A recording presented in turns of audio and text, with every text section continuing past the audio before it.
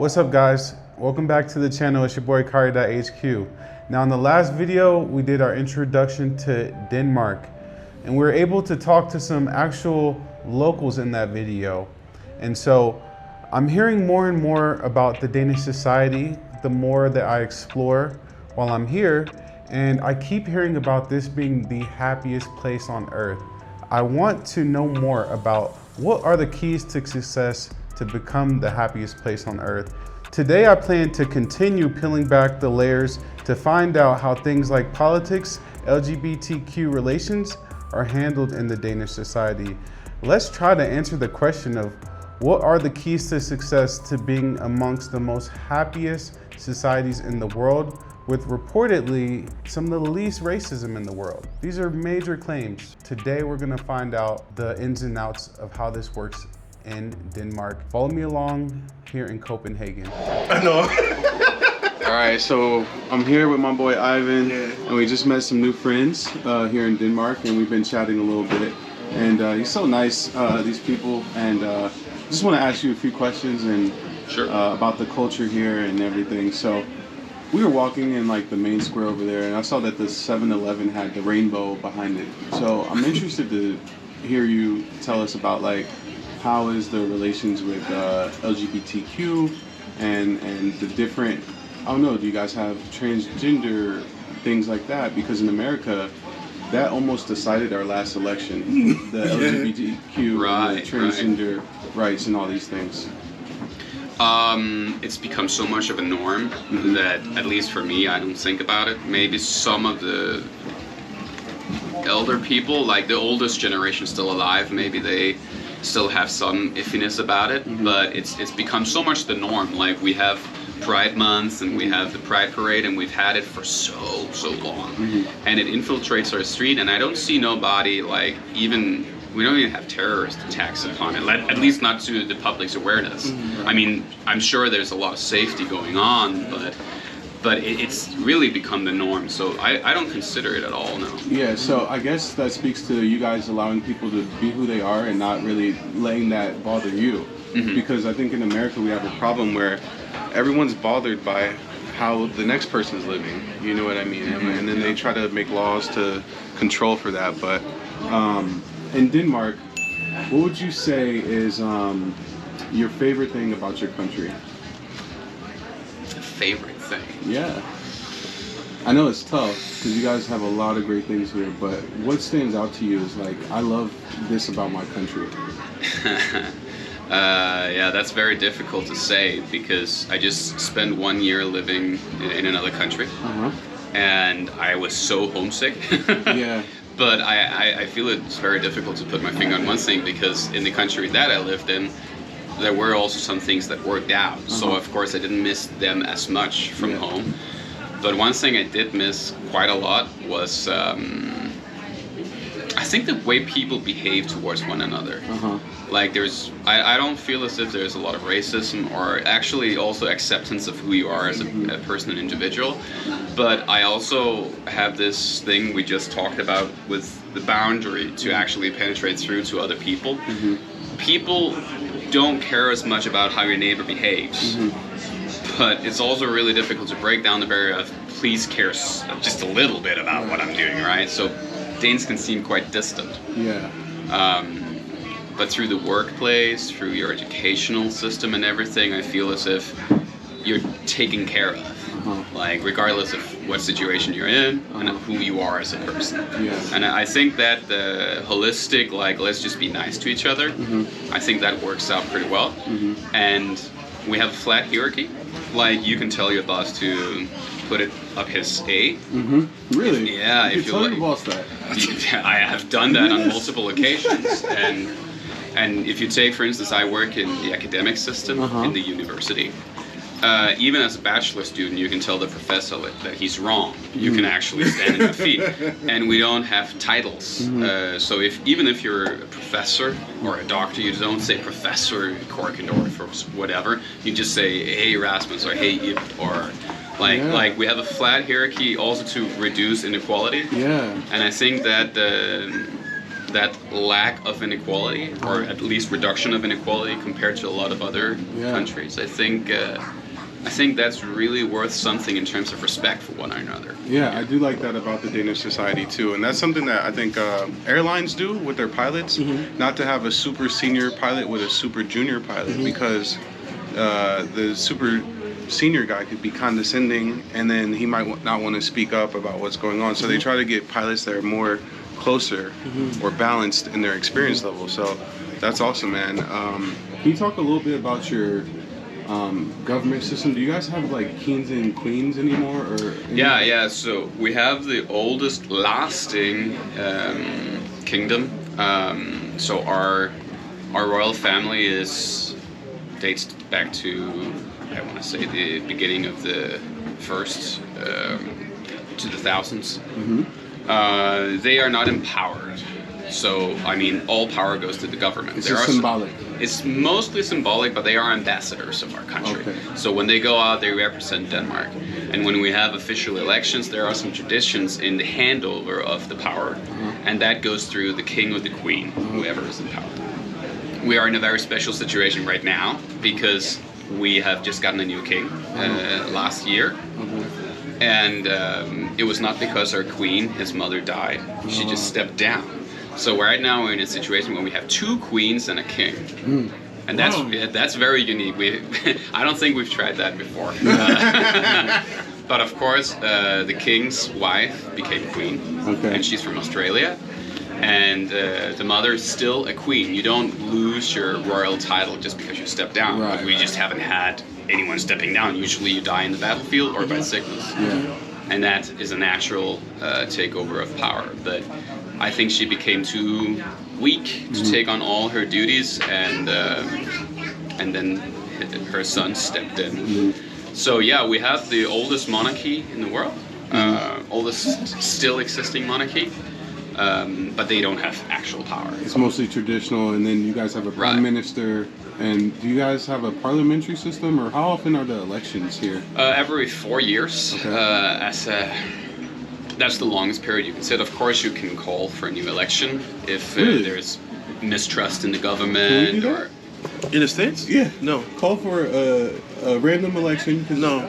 That's crazy. You can do that, and actually you can time it strategically. Wow. If you know you have some pretty bad news coming up, you can do an election a few months before that, and then get re-elected for another period. But right now we have municipally and regional elections in just, that's a week from now. Oh wow! Yeah, we have to go work. That's why there are faces on all the. I did see. I noticed that. Yeah, we've been seeing them. Yeah, so we have a regional and communal election very soon, and that's also every 4 years. And the tasks given to the municipally and to the regions, we have 5 regions in Denmark, Greater Copenhagen being one of them, and then the government, they are different. So the government, they do the major economic and financial lines, but for instance, the hospital system is 100% in the regions. Okay. So that's their job to take care of, in order not to centralize too much, because it's important that you have scattered healthcare possibilities, resources and everything. Resources and also decision making.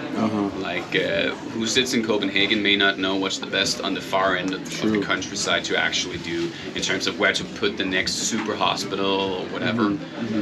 So we have a government, we have a prime minister. We don't have a president. Right. But we have a prime minister, and it's election based, so they form coalitions to get mobilize the people. Majority votes, and more than 51%. Then you can form a government from that.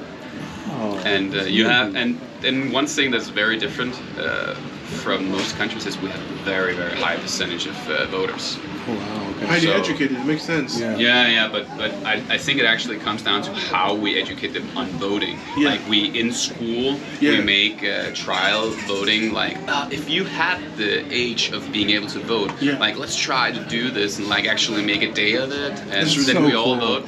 And that means that if you've already tried voting, even if just for fun, in school, then the chances of you voting when there's an actual election is higher because you know how to do it, you know the system, and So we're always above 90%. That's amazing. And who can run for prime minister? Do you have to rise through the ranks like in England, or can you come out of nowhere like being a businessman, a big mogul, and then you run for PM? It's not a lot of businessmen we have in government, I'm afraid so, actually. But actually we have very young prime ministers, like between the age of 30 and 50, typically. Not older than that. And that has to do with no climbing in ranks or nothing like that. You just run and hope for the best. Who had the female prime minister in the Scandinavian? She was a party animal and she quit. Was it Denmark? Yeah. Was it Denmark? We've had some party animals, yeah. She was like a young lady, very attractive. She was partying. 𝐦𝐤𝐤𝐿 was his name. Yes. When did she leave? That was like 2 years ago, 3 years ago. She's in a lot of boards still, so leave, I don't know. But yeah, she was called 𝐸𝐸. Yeah, she was hot too. Because she was always wearing heels. She was hot, man. Wow, I'm gonna have to check her out. I don't know about that. She quit because they called her partying too much. Oh my She resigned. God. Yeah. That's my type of girl. So as you can see there, the guy that we were talking to mentioned something about partying politician, and I could just barely catch the name Haley. Now I wasn't able to actually find the name of this person and verify, the whole story, but I did find another politician in the Danish world, and her name was reportedly Helle Thorning-Schmidt. All right, and they nicknamed her Gucci Haley. So I guess she had, a lot of fashion sense, and there's nothing wrong with liking Gucci, but I guess she liked to spend a little cash on Gucci. She would have been in the government, I think, prior to 2019. So if anyone knows exactly who my friend here is talking about, please put it in the comments, because I would love to read the full story on whoever that person is that got kicked out of the government for partying.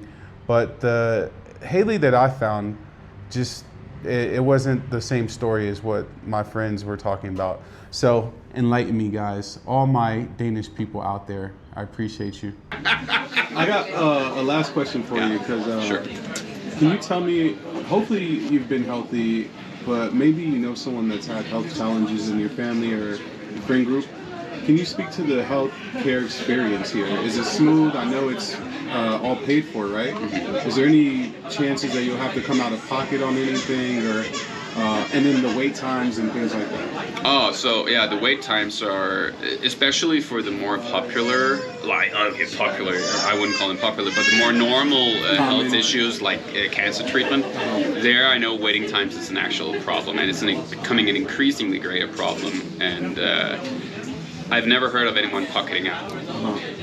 My father got a brain surgery for several million of Danish crowns when he was alive, and that was just paid for. We would never have been able to afford that had we lived in the US. Yes. And it saved his life. It was a pacemaker for his brain, essentially. Wow. Yeah, the Danish government just stepped in and said, yeah, of course, you pay taxes, so we pay that. So that's pretty crazy, but there are also we are very, very, very much following your FDA guidelines. Okay. So whatever is not FDA approved in the US doesn't go in Denmark either. Okay.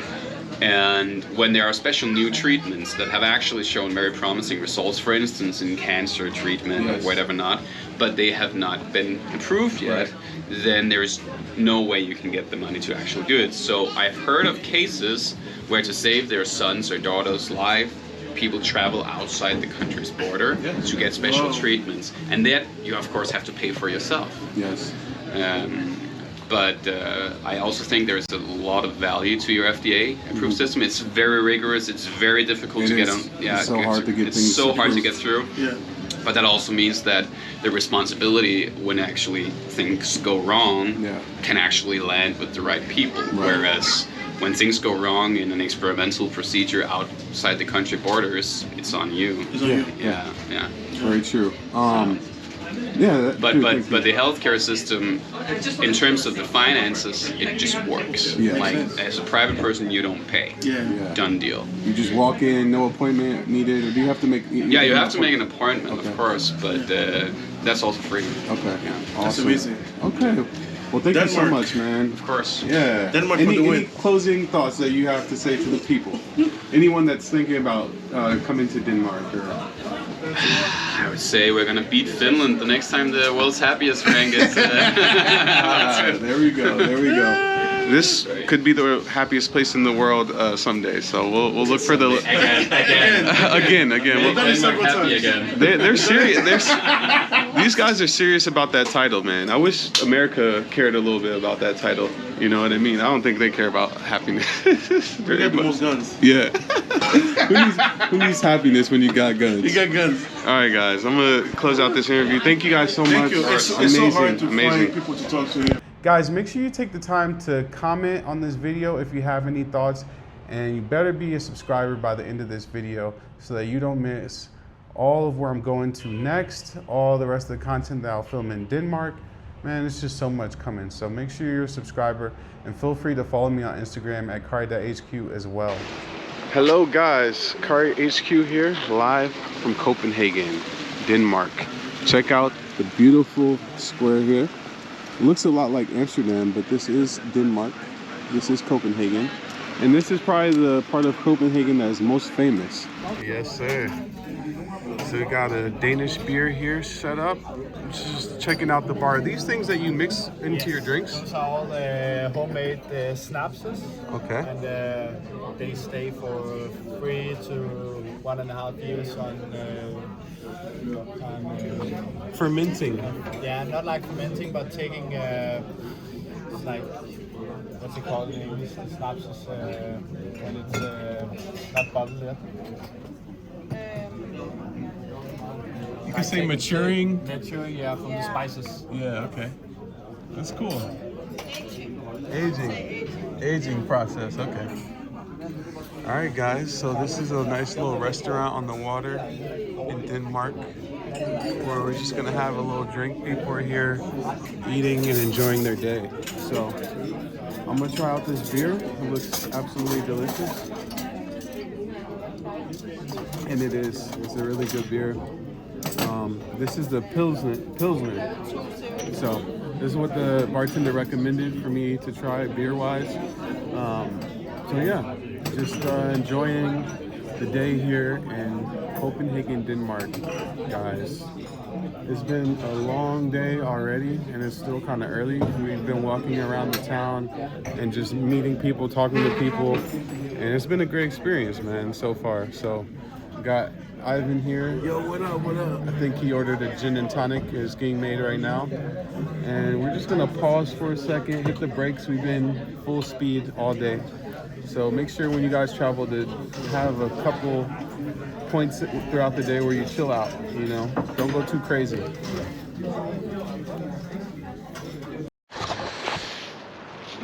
What's up? All right, guys. It's a beautiful day in Denmark. This is about as good as you're gonna get weather-wise out here. Right behind me, there's a public pool here. It's winter time, so no one's been in there in some months. But it's really cool how on their waterfront right here, they have some public pool options for. I'm sure anyone can come here. You know, it seems like it's just open. So this is a area where you'll see some people jogging from time to time. It's a great place for people to get out and get exercise. And it's kind of in the heart of Denmark. So right around the corner over there is where you find all the colorful houses and that whole kind of row. And overall, man, I'm just really enjoying the culture out here and the vibe out here, even though it's a lot different from what I'm used to in Medellin. I really appreciate the time I've had out here and the people and just the whole experience, guys. One of the important parts about traveling is switching it up. I know a lot of you guys, a lot of the guys that watch my channel and I've done consultations with, for example, they only go to one place, and that's Colombia, or maybe like 3 places: Colombia, Brazil, and DR, right? Most of that group, maybe you could try to classify them as passport bros or whatever, which I don't fit into that bucket. But you know, a lot of you guys are limiting yourself with the destinations that you frequent. So I would encourage you guys to step out your comfort zone sometimes and try a place like Denmark. You get a completely different switch up. There's still people here, and the people here are nice when you engage with them. I haven't really had anyone be rude to me here, and you know, we've talked to quite a few people on this trip so far. So I don't know, man. I think you guys, the ones that have an appetite for travel, the real travelers out there, will really appreciate a place like Denmark, even though it's not what you would typically think of for a vacation. All right, so I'm with my boy Ivan here. Yeah, guys, Denmark, man. It takes a special type of person. I've been to Iceland, and now I'm here. I love to explore. I love to check out different things. Not easy in your pockets, but definitely worth it. Yeah. You know what I mean? So women are beautiful here too. You come in the summer, man, this whole place will be filled with blondies, blue-eyed blondies. So if you like your snow, this is where they make them. Yeah. You know what I mean? The Scandinavian countries, they're right here. But it's a different approach because they don't care about your nationality, they don't care about your money.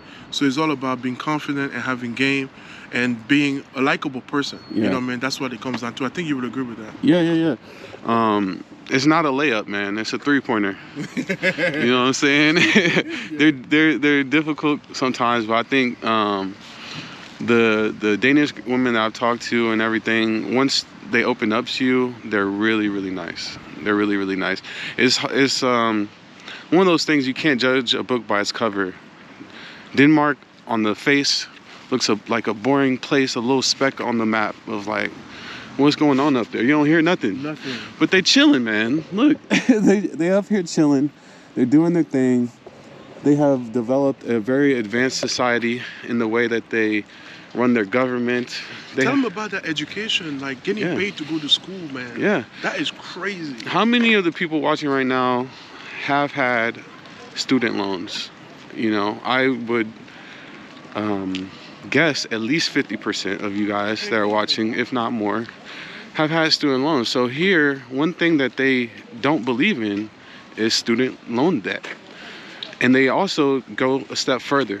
And this is directly from talking to locals here about how things work. And what they told us is that they get paid to go to school. I know if you're an American watching, you probably like need to clean out your ears or something because you don't believe what you just heard.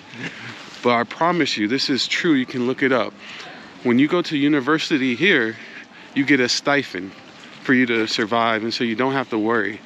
And it's not something you have to pay back, you know?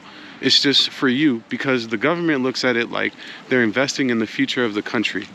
Don't just take it from me. Let's head over to 𝐸𝐴𝐵𝑉𝑒𝑛𝑡𝑢𝑟's channel to see what the Danish people said to us directly. We have a really cool educational system as well. Yeah. We get paid to go to school. Yeah. Because salary. You get a salary for going to school? Yeah.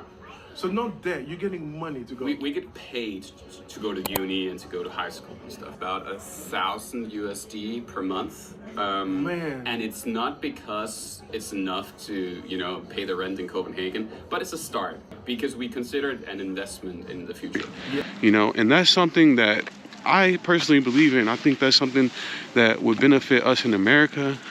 Unfortunately, our system is in a way kind of broken in the fact that we definitely don't do that type of, we don't have that type of policy for the kids that want to go to school. You know, it's very difficult for you to go to university in America. And unfortunately, it kind of has limited or stunted the growth of our workforce and the development of the workforce in America.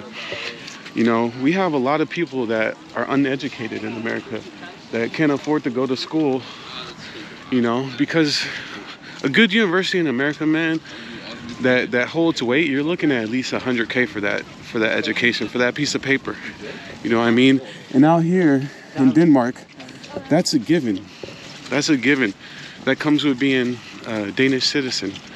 So what does that do for the outlook of the future of that country? You know, they know for sure that they're gonna have a society. They know for sure that they're gonna have a society with people that are able to work, that have the education, that have what they need to survive. In America, we got people that it seems like they just woke up in a bad situation one day, you know? But it's almost by design. And I'm noticing it now that I travel more. But sometimes in America, man, we don't do the best job of setting ourselves up for the future. And so Denmark is definitely a place that's not perfect. I don't want to come off like Denmark is perfect. It has its problems. They're going through things here as well. But I value the fact that they really invest into their future. And for someone who has had student loans, I just think that would have changed my life in a lot of different ways. And other people, like I was fortunate, but I really know people that were not able to study or that started studying but couldn't maintain, you know, paying for university. And then I know people as well that made it through university and are struggling to pay for the debt that came with that. So, you know, that's just one thing to think about, you know, that maybe we can start to change in America. But here's a perfect example of it working. And another thing that you'll notice right here is the amount of people that are walking and biking. And I gotta tell you, I gotta add, if I could add something here real quick. Yeah. I haven't seen a cop all day. We've been walking all freaking day. Not a single freaking cop. I haven't seen a cop since I've been here, bro. The only cops I've seen was in the airport. Yeah, it's crazy, man. Yeah. These people, they're non-confrontational. There's no weird people here. There's no YNs out here. I mean, this place is great, man. Yeah. And they're starting to have more issues because they have recently started letting in a lot more immigrants here. I'm gonna just be straight with you guys. That's one of the issues that they are trying to figure out here, is the immigration problem. And to be honest with you, it's not that immigrants are bad. I don't believe that immigrants are bad. But when you mix cultures, you know, there's gonna be some friction. Okay. You know? It used to be very good. Yeah? But the racism is just expands. Why is that? Bro, people, they have Islamophobia. They think we are terrorists. And so right now, that's something that Denmark is dealing with. Now, I came to Denmark for the first time in 2018. I don't think I saw one person that wasn't, you know, clearly Danish during that trip. But now, taking the metro, moving around the city, we run into black people all the time here now. But we stopped in Brussels on the way here, and I felt like I was in Lagos, Nigeria.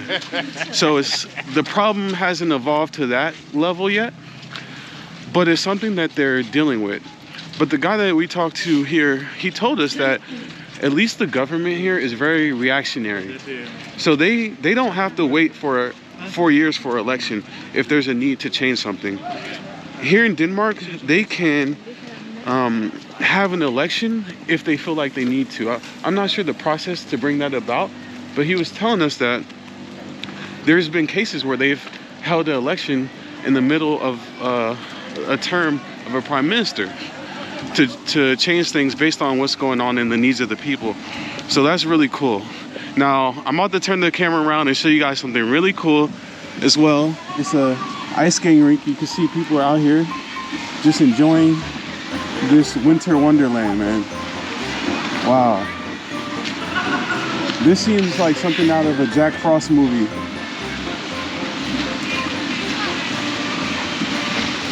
Wow. And it looks like everyone's like amateur level, or maybe ice skating is really hard. I haven't done it in so long, but it looks like a lot of fun. I wouldn't mind doing it, I just don't want to fall. So this is cool, man. Let's walk around here. I want to show you also kind of how cool some of their buildings are. They have a nice mix of like modern and traditional architecture here. And I don't know if I mentioned, but Danish people are some of the best when it comes to design and fashion and architecture and style. They really are top notch when it comes to those things. I'm gonna take a little walk around. You can see here, this is where you can, you know, put your skates on and everything and get ready to skate. All right, so that's really cool. I'm not even sure if it costs Oh yeah, I think the rental is 20 kroner, but it doesn't look like there's anyone standing there at the gate to prevent people that haven't paid from skating. So it may be free, I'm not sure. But if it is, that's another reason why Denmark is super cool.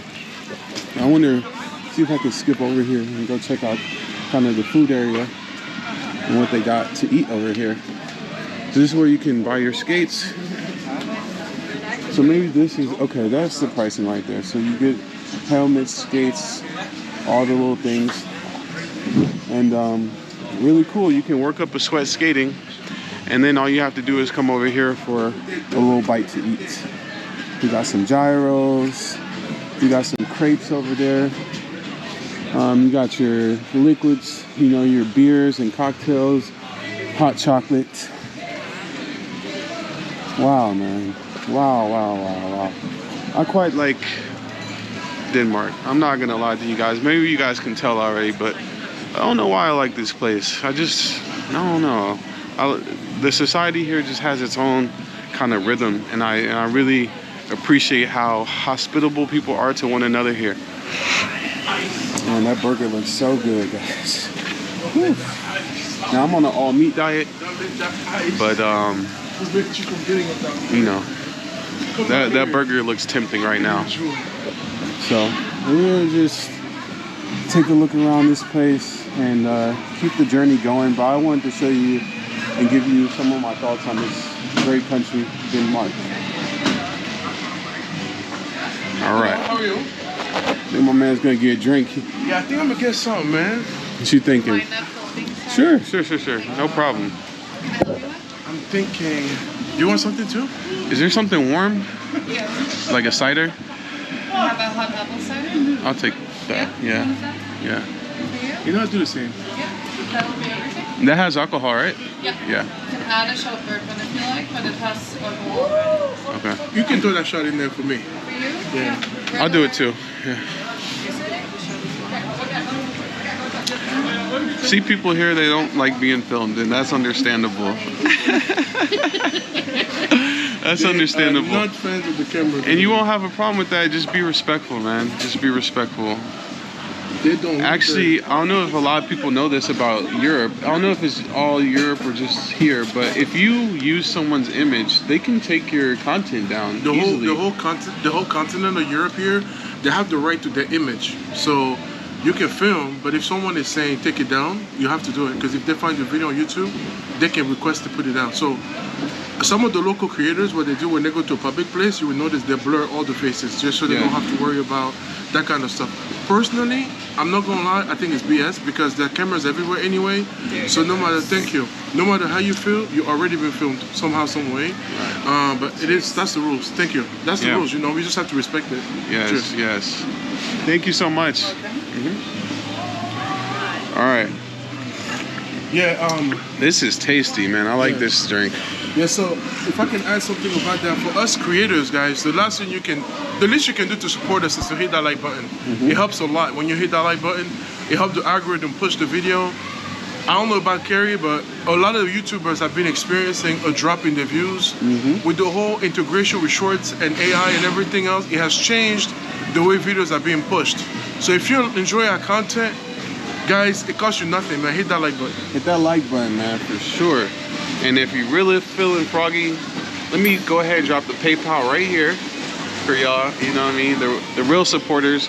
Because you know, the truth of the matter is, we got a good deal on these flights, but it wasn't cheap and it wasn't free. I'll say it was cheap, but it wasn't free. And there's a lot of expenses with this traveling thing, man. You know, you got to stay somewhere. You got to take Ubers. You have to get around the city. It can be a lot. So that's also a reason that I did YouTube, because I understand that a lot of you guys, unfortunately, will never be able to make it here.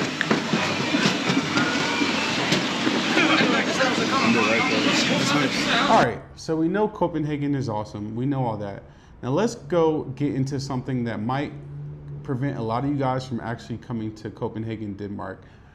I have to say it, man. Ivan and myself, we spent a bag on dinner that night.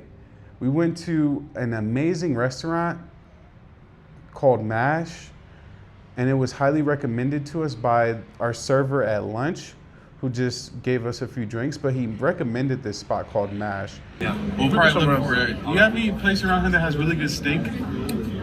I would go to MASH if I want to have a steak. That's the name of it, MASH? Yes, MASH Steakhouse. It's probably one of the best if you want to have steaks. Look that up right now. And they have great side dishes and everything. Okay. Yeah. Try that out later. Ivan and myself decided to go there. Boy, were we in for a surprise, because those prices hurt us. So let me break it down for you. We spent about $600 for the two of us on one dinner in Denmark. That's right. Can you believe it? $600 for one dinner in Denmark? Insane. I will say that steak that we had was amazing though. We did get appetizers. I mean, we were living it up a little bit. And we had about 10 old fashions between the both of us. So, hey, you tell me, is that a lot? How much do you think that would cost in the United States? Or is that normal? $600 between two people on a dinner? Hey, regardless, that dinner hurt, guys. That dinner hurt a lot. As you can see the receipt here, you know, I'll break it down. We just got 2 apps, one for each of us. We got our entrees, and then the rest is just old fashions. So be careful on the old fashions, guys. Be careful on the old fashions. They made them so good at that spot. And let me tell you, this MASH restaurant is definitely top tier. The one that we went to was inside of a hotel, right? And you take the elevator up, and the view, you can see all of Copenhagen from this restaurant. It's a really beautiful location, right? I would love to go back there, but I gotta find out how I could do it without spending $600. You know what I mean? Because that was tough. But this is what I mean. This is a reality of taking on Copenhagen, Denmark. You know, it is expensive there. It just is. And so there's no getting around that. But, you know, we spoke about this with the locals, Ivan and myself. You know, they pay a little bit more taxes up front, but they feel like they get it back with all the social programs and everything that they are receiving from the government. So it's a little bit of a give and take. Do with that information what you will. I do recommend that you go try out MASH restaurant if you're in town. Guys, I want you to see this. I'm in a bathroom here in Denmark, and look how they don't use paper towels, but rather they have actual towels. You pull them out of this thing, they fill them out. You dry your hands, throw it in there. Zero waste.